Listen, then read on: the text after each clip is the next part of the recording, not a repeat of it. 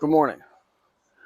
China has a monopoly on the manufacturing of drones and on the supply chains for drones.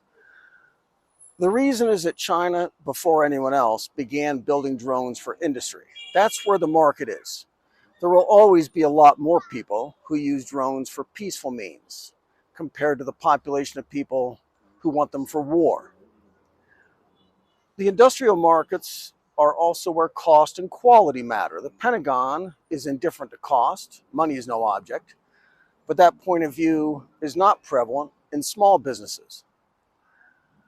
Taking just a handful of examples here, how businesses are using drones in industry and even to create new industries. Here they're using drones to feed fish in offshore farms. In South Florida, there are a dozen companies that use drones to pressure wash roofs and buildings 400 feet high. That's 40 stories. These drones cost $6,000 to $15,000 each to buy from Chinese factories, so they're not cheap. But they replace a whole crew of guys dangling from cables off the sides of buildings. Cleanings can be done more often and obviously more safely. Empower Field is where the Denver Broncos play, so they're not hurting for money, but they use drones there. That is a completely new industry. It didn't exist even 5 years ago. Drones are heavily used now in construction and in mining. Mining companies are using drones to do surveying work and in blast management and in search and rescue of trapped miners. We know that drones are already in heavy use by hobbyists and videographers, but when affordable tools become available, industry and business people are clever in asking how they can be used in their own trades to do their jobs better and less expensively and safer. Chinese companies are way ahead of everyone else on drones because those are the markets that Chinese companies build for civilian users. Militaries across the world have learned the hard way that drones are also ruthlessly effective in warfare and at low cost. The Pentagon and other Western militaries are trying to catch up and to dominate in drones the same way they've done in the past and other transformative technologies. But the Chinese are already there in drones, and getting away from China won't happen fast, and it won't happen cheap. China has a strong hold on everything in this industry from end to end. This Ukrainian unit was taking apart a Russian FPV quadcopter. The batteries, the motors, and the brain came from China, and it could not have been built without Chinese parts. There's the money quote. China has already won World War III because everything is in its hands. That won't change soon, and it won't change later. Our group has done several reports on Chinese drones and the problems they're causing for other countries, and ironically, even for China itself. The Chinese have strict export bans on these technologies, restricting their use as weapons. And in the case of Russia and Ukraine, both sides are dependent on getting Chinese parts for their drones. The Pentagon has a $1 billion plan to break China's grip on the industry, called Drone Dominance. Unleashing American Drone Dominance was an executive order from last June, and the idea is to build drones that are completely domestic and not reliant on parts from foreign countries. A week later, the Secretary of War shared this on X, which became one of the worst ratioed videos in the history of the internet. And this program is another example of political rhetoric which falls apart in the face of objective reality. There is no American drone dominance industry to unleash. It doesn't exist. China dominates the drone industry. Chinese companies build 90% of the world's drones, and even drone makers outside China source their parts from here for assembly elsewhere. Brushless motors. China controls at least 90% of the motors used in drones.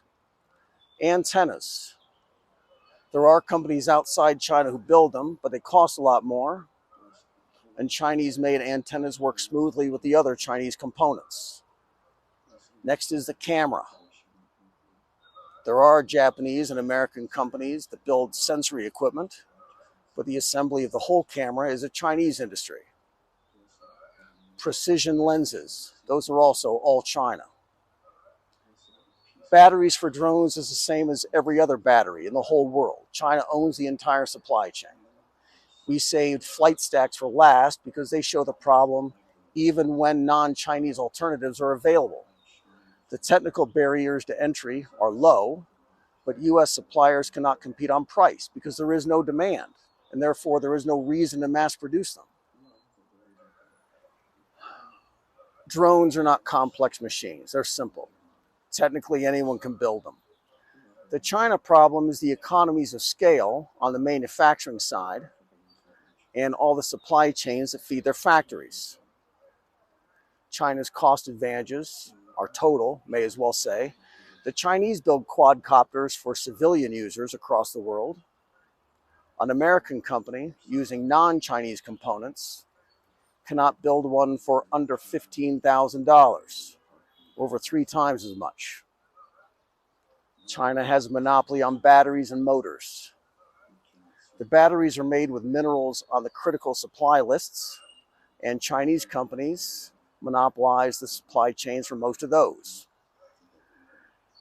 Getting new mines and then the infrastructure scaled up for mass production would take at least 10 years. So that's all the supply chain problem. Then there's the demand side. DJI is the largest producer in the world for commercial drones. And DJI and a handful of other Chinese companies have 80% market share in the United States. Chinese drones are high quality, high performance, and don't cost much.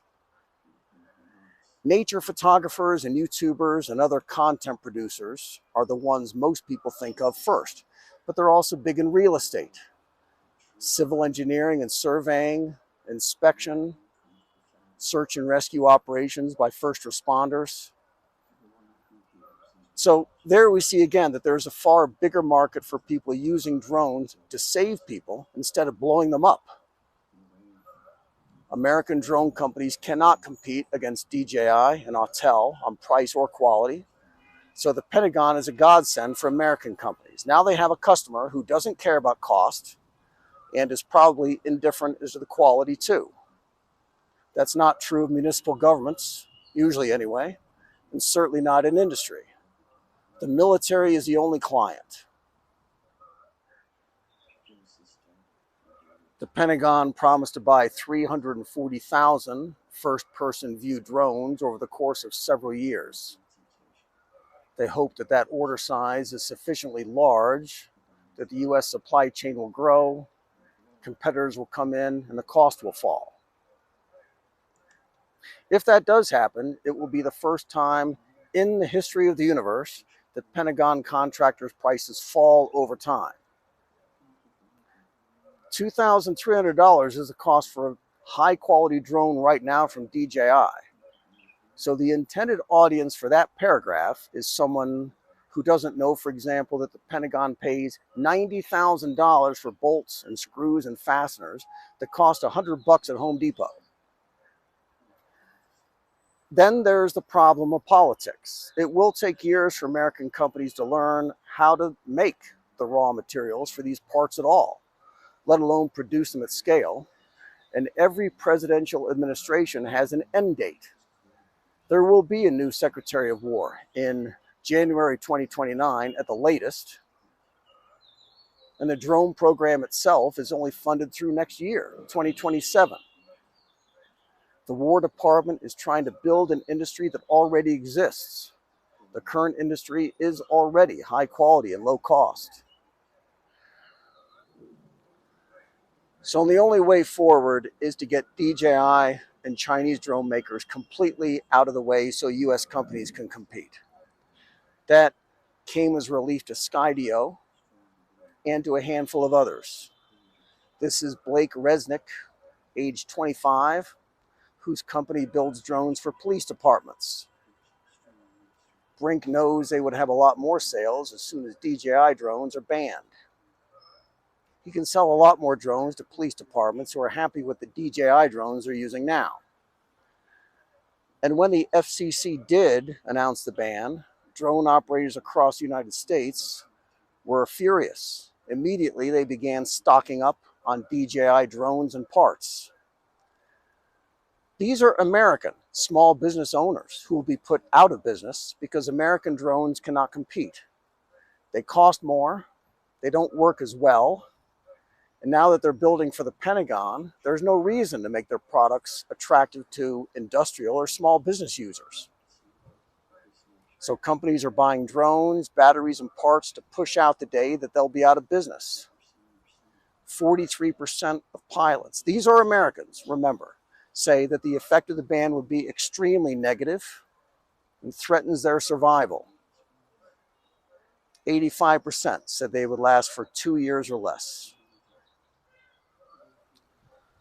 So there are no alternatives for these small business owners across the United States.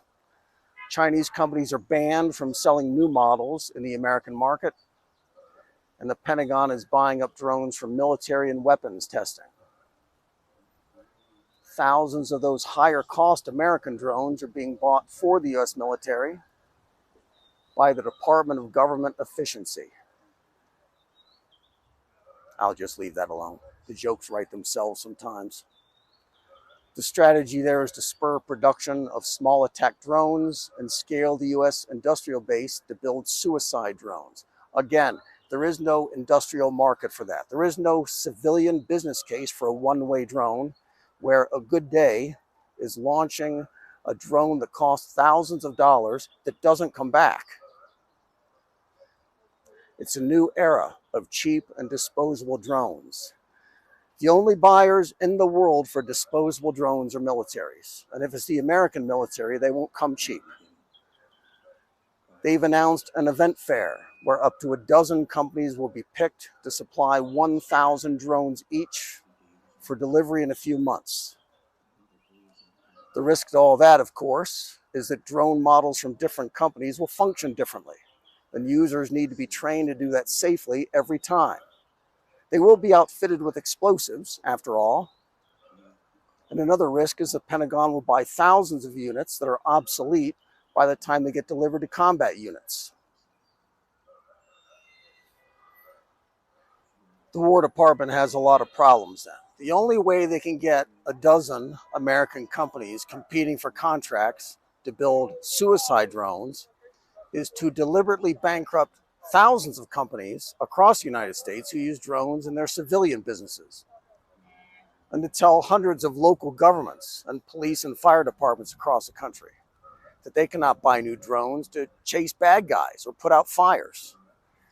That is the cost, American population-wide, the cost of society. But even if the Pentagon can eventually buy drones at a low cost, the drones cannot be defended against at low cost. This was a real failure of imagination by Washington. We watched Russia and Ukraine use tens of thousands of low-cost drones to attack each other and destroy armored vehicles that are 100 times more costly than the drone itself. But for some reason, nobody thought that Iran might be watching all that too. Iran blew up American naval bases and radars that cost hundreds of millions of dollars each. When Iran says that no ships are going through the Hormuz without their green light first, it's with the implication that one of those drones, costing a few $1,000s, could be launched at a ship costing a few $100 million, with another few $100 million worth of crude oil in the tanks. Nobody is even close to solving that problem yet. In the first 4 days of the war in Iran, the Pentagon launched $5.7 billion worth of interceptors to shoot down those very low-cost Iranian ballistics and drones, just in the first 4 days. One Patriot missile costs millions of dollars each and takes years to build, while drones are mass-produced and cost 1,000 times less.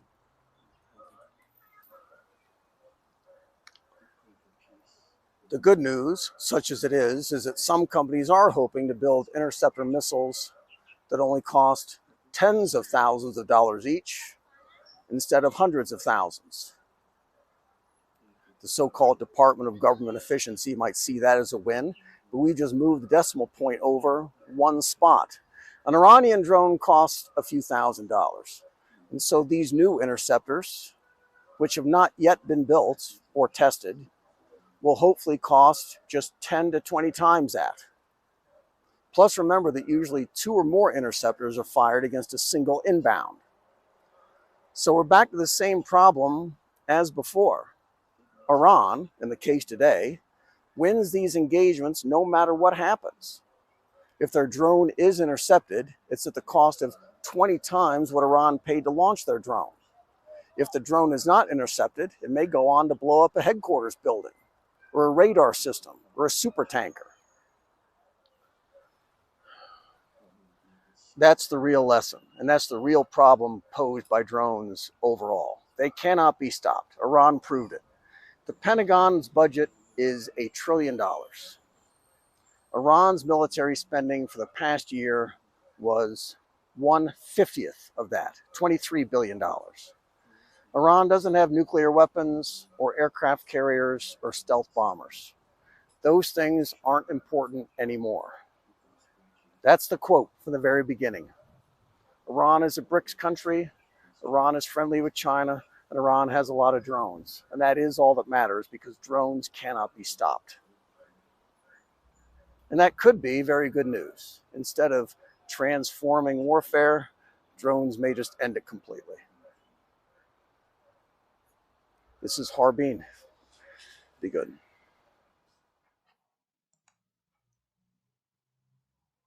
Blessed are the poor in spirit, for theirs is the kingdom of heaven. Blessed are the gentle, for they shall inherit the earth. Blessed are those who hunger and thirst for righteousness, for they shall be satisfied. Blessed are the merciful, for they shall receive mercy. Blessed are the peacemakers, for they shall be called sons of God.